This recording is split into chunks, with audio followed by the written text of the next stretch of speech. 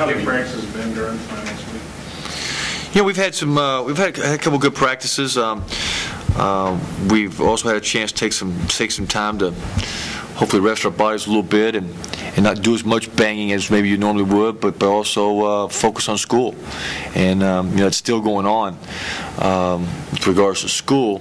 I don't think it's totally over with until sometime on Tuesday, but practice has been good. But you can tell guys are mentally tired a little bit from having to do both in the long grind of from the academics. This is probably as challenging a time as there is for them with regards to school, because of you got just the culmination of a semester, and it happens to them a couple times a year. How is the health situation with Michael Washington? Just how are they doing in the break? We'll see. They've been given some time off. Actually, Mike Washington's probably been out there more than him or Rod. Nothing with Rod, but just making sure we don't put him in a situation where stuff lingers too long. But we'll know more today. Have a chance to get back after today, because we had an abbreviated session on Saturday, and then had yesterday off again. Coordinate's still not back for this game? No, his status is the same, and I'll let you know when something on that front changes. I promise you, I won't. I'll let you know. He is still practicing. He is. How's he going in practice? He's going hard. We inherited a situation academically where, with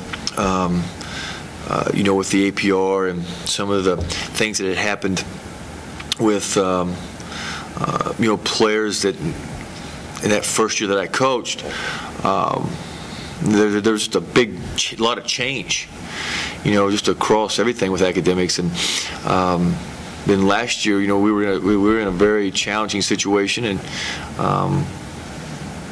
we met benchmarks a year ago that nobody thought were possible. Last year's basketball team, and so that's very exciting. I think that's a tribute to John Fagg and then obviously Melissa Harwood-Rome and then Dee Dee Brown. Those people, we got a great plan. That's being very well executed, and then I think this basketball team is way ahead of the team a year ago, just in terms of understanding the importance of being a student athlete. Hopefully we'll be able to meet some of the same benchmarks as the previous year, but because of the hard work of a lot of people, and I guess the players go into that as well, last year's team hit a home run and meeting some numbers. So I hope that just continues to go.